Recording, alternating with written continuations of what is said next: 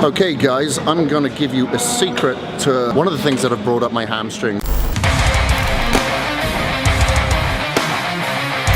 One thing that I found that really isolated my hamstrings was a cable deadlift. So what I do is put the pulley at the bottom and I'll put a conventional handle here. You can use an easy bar handle.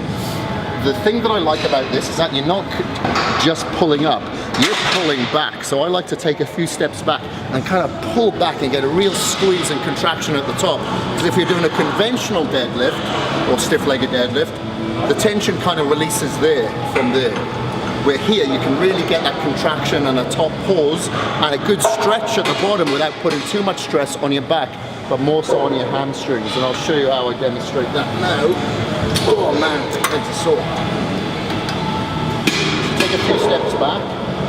Back is flat, neck is aligned with the back. Lean forward all the way through my hamstrings and up. Pause at the bottom. Squeeze. About 2 seconds up, 2 seconds down, and about a second pause at the bottom.